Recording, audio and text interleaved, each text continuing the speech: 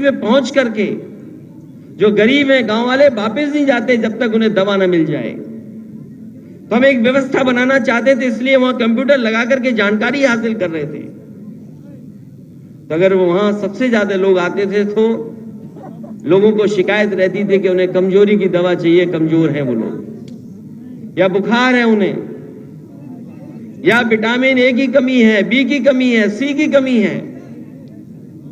लेकिन मैं देख रहा हूं भारतीय जनता पार्टी को विटामिन ए बहुत मिल रहा है, इन्हें कमी नहीं है, इन पे विटामिन ओवर हो गई है।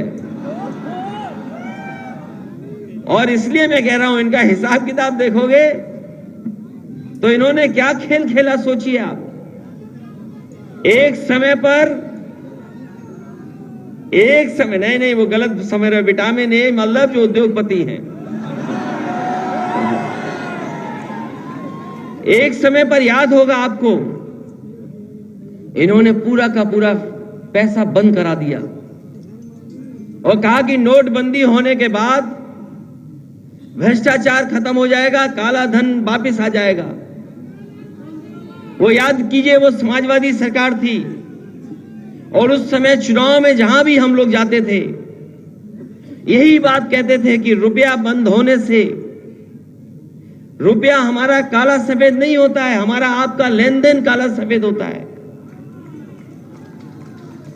याद कीजिए किस समय की बात है। और आज कितने साल हो गए, बैंकों में पैसा भर गया,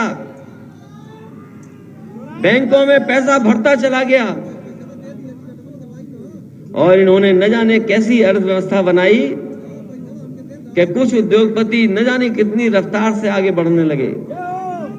और मुझे लगा कि 2024 का जब चुनाव होगा तो बीजेपी कहेगी कि देखो हमारी अर्थव्यवस्था और अर्थनीति ऐसी है कि भारत का उद्योगपति भी दुनिया में नंबर 1 हो सकता है। मुझे लगा कि हो सकता है वो उद्योगपति दुनिया का नंबर 1 पहुंच जाए, क्योंकि नंबर 2 तक पहुंचने तक कोई उसे ज्यादा समय नहीं लगा।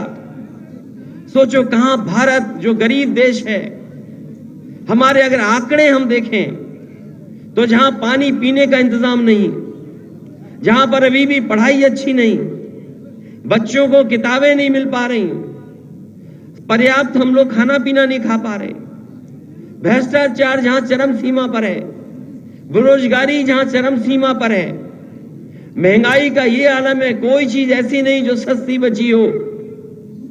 बिजली महंगी, खाद महंगी, डीएपी महंगी, हर चीज महंगी होती चली जा रही। और उसके बाद बताओ हमारे देश का उद्योगपति नंबर 2 पर, और हमें लगा कि वो नंबर 1 पर पहुंच जाएगा। और जब नंबर 1 पर पहुंच जाएगा तो बीजेपी हो सकती है उसी उद्योगपति के नाम पर हमसे आपसे वोट मांगे और लोकसभा का चुनाव लड़े। लेकिन सोचो हिसाब किताब कैसा हुआ इस बार। जो 2 नंबर पे था वो पता नहीं कहां पहुंच गया, कहां पहुंच गया। मुझे तो ये लगता है कि जो 7-8 महीने सरकार के बचे हैं, कहीं कोई ऐसा हिसाब किताब ना बनाए कि फिर ऊपर आ जाए। सोचिए ये सरकार की कमी है या सरकार का फायदा है। कौन सी विटामिन मिल रही है जो ए भागता जा रहा है ऊपर? कोई तो होगी बात। और क्या खोखलापन था कि किसी की एक रिपोर्ट आने के बाद वो 2 नंबर से कहां चला गया। ये जो वैल्यूएशन है, जो आंकड़े हैं, आंकड़े नीचे ऊपर हुए हैं, लेकिन न जाने कितनों ने रुपया खोया है। हम और आप नहीं जानते जिन्होंने रुपया खोया होगा।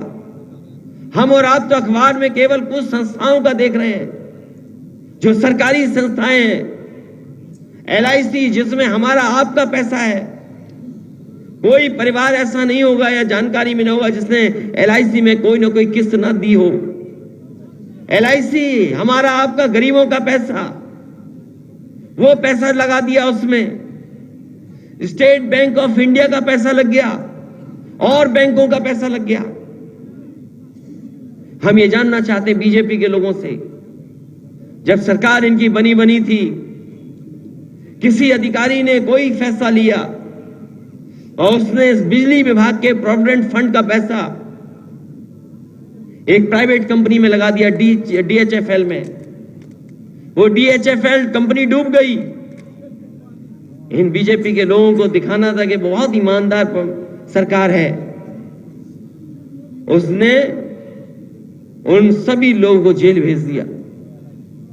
अगर उत्तर प्रदेश में सरकारी पैसे का इन्वेस्टमेंट अगर प्राइवेट कंपनी में हो करके और अगर प्राइवेट कंपनी डूब जाए तो जेल भेजा जाता है।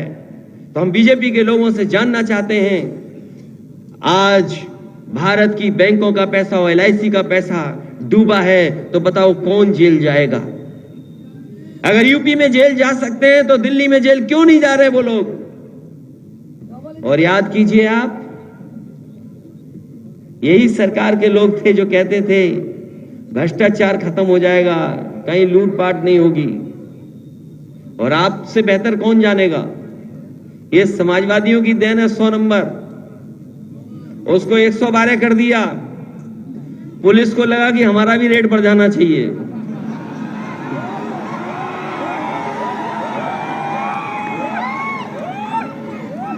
सरकार ने 100 से 112 किया,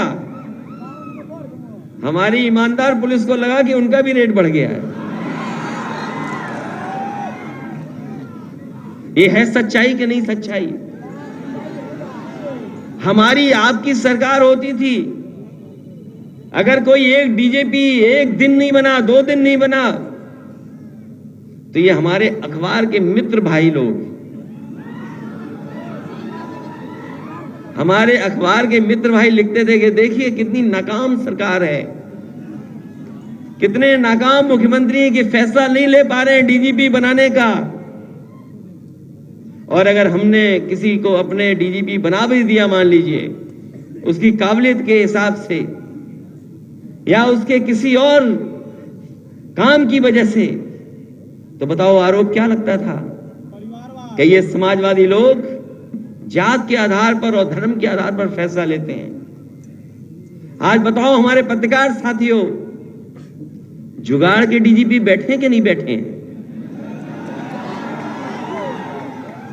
अब मुझे नहीं शब्द है कि सरकारी शब्द क्या होगा उसके लिए, जो परमानेंट ना हो, जिसका तख्ती पे नाम नहीं लिखा जा सकता, तो बताओ वो जुगाड़ का ही तो DGP होगा। न केवल जुगाड़ का DGP है, बल्कि चीफ सेक्रेटरी भी एक बार टर्म बढ़ता है, 2 बार टर्म बढ़ता है, 3 बार टर्म बढ़ेगा। और आपकी सरकार होती थी तो हर एक चीज पे आरोप लग जाते थे। तो सोचिए, जो बड़े बड़े उद्योगपति बुलाए जा रहे हैं, MOU साइन हो रहे हैं, हमारे किसान भाइयों, नौजवानों, घबराना मत, ये MOU कुछ नहीं होते हैं। और मैं आपको सुझाव देता हूं, और अगर न सच निकले तो बताना, अगर आप अच्छा सूट पहन लें, टाई लगा लें और कहीं बीजेपी के दफ्तर के बाहर अगर आप निकल गए तो हो सकता है वो आपसे भी MOU करवा लें।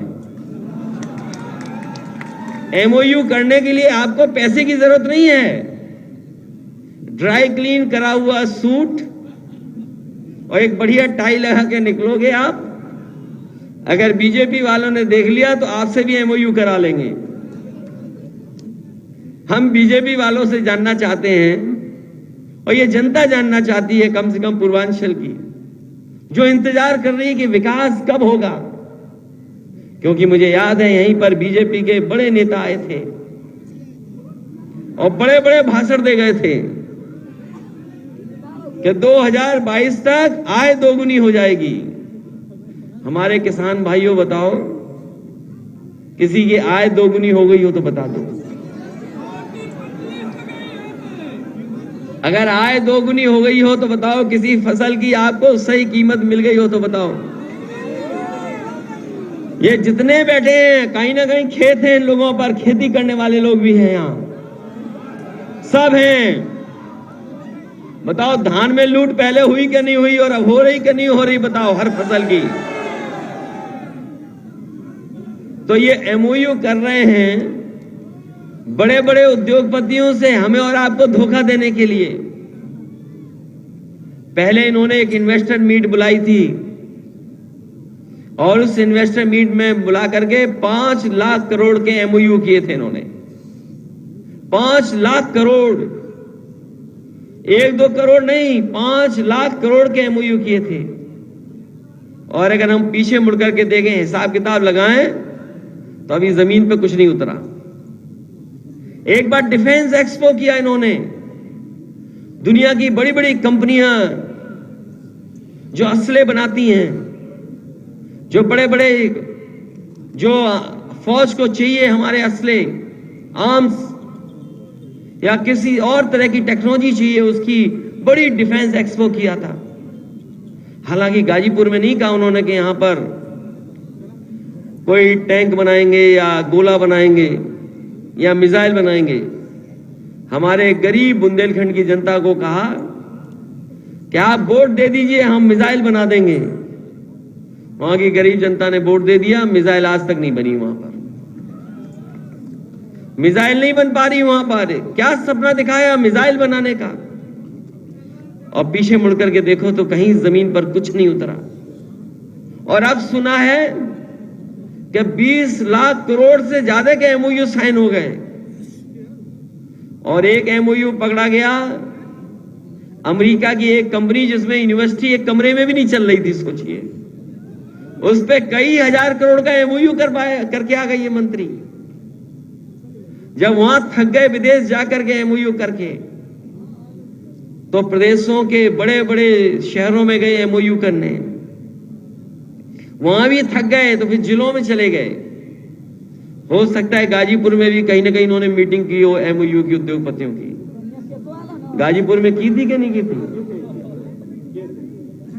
साहू जी बता, वो हमारे विधायक जी बता रहे हैं कि यहां भी एमओयू साइन हुआ। अरे आप भी सूट वूट पहन के जाते, आपका भी एमओयू हो जाता वहां पर। तो सोचिए, कहां अमेरिका, कहां इंग्लैंड, कहां यूरोप, कहां ब्राजील, कहां मैक्सिको।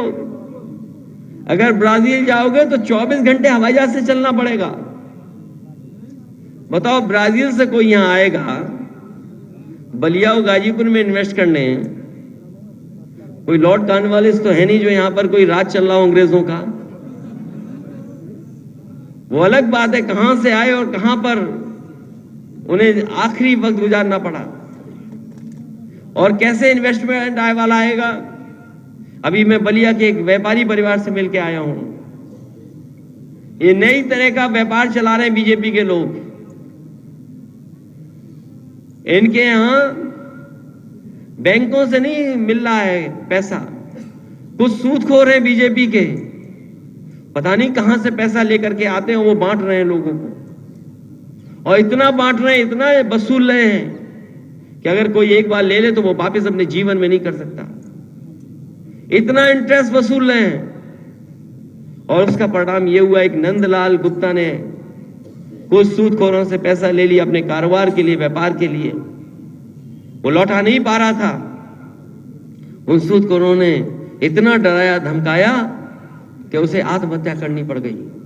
और सोचिए आज के समय पर कैसे आत्महत्या की उसने। इन नौजवानों ने देखा भी होगा, फेसबुक पे लाइव कर करके आत्महत्या की। बताओ, इन बीजेपी के लोगों को डूब के मर जाना चाहिए।